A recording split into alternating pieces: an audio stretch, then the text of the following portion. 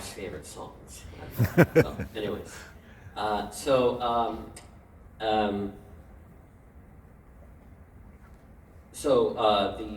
song that we'll be singing at the end of this presentation is from Psalms 78, verse 38 and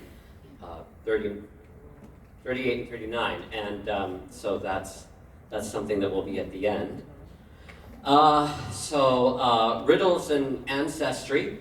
Egypt's forgotten rulers. So the subject here is about 1,000 years before the Romans, Greeks, and Persians. So a lot of you will recognize the face of the man up there as Flavius Josephus. He is a first century Jewish historian. And Flavius is actually a Roman name. But he took the name Flavius his book, all of his works are in a book that is about that thick.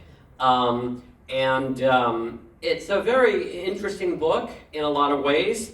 So this Josephus is, of course, a Jew, and he makes a very interesting claim in this book. At the end of it, he claims, he talks about a nation that ruled Egypt for about 150 years, and this nation was known as the Hyksos.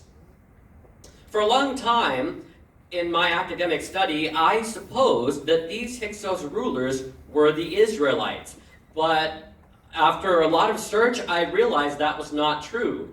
Some of the reasons are these Hyksos rulers, these Hyksos rulers had Egyptian names, but they didn't have a lot of the practices of them.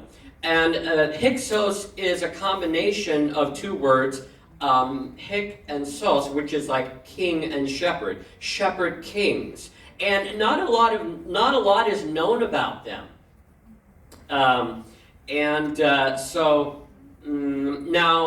the interesting thing is, these Hyksos were not the Israelites, but Josephus claims that they were his ancestors. How does that make sense?